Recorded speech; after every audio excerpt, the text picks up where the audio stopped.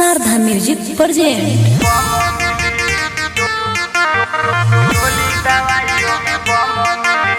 Music by DJ दीवाना।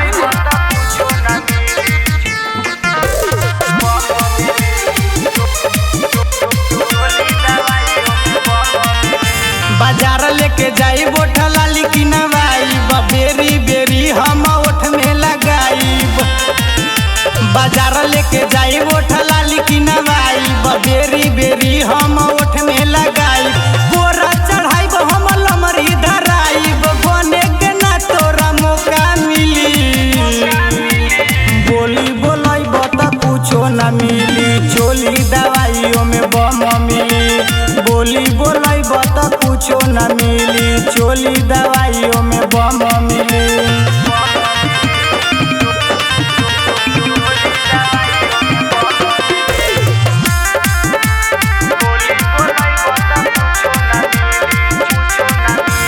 ज्यादा उड़ैबे तो कोनो ना उड़ी तोहरा जैसन कितना लहंगा में घूरी।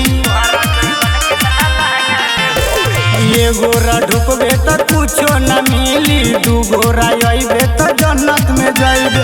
ओकरा में जाइबे तू कोकरा पइबे हमरा में अइबे तो हऊ मिली।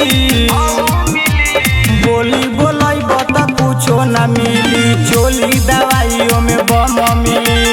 बोली बोलाई बता कुछो न मिली चोली दवाइयों में बम मिली।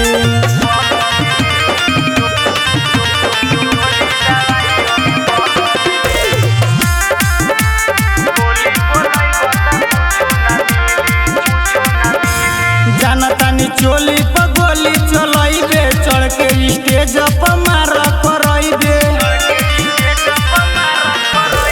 सुनी लगू पता कर न बराई चढ़ के स्टेज पर एकरा न जाई। राइटर अनिल कर न लड़ाई लोकल मालवानी खाधा मिली। बोली बोलाई बता कुछो न मिली चोली दवाइयों में बम मिली। बोली बोलाई बता कुछो न मिली चोली दवाइयों में बम मिली।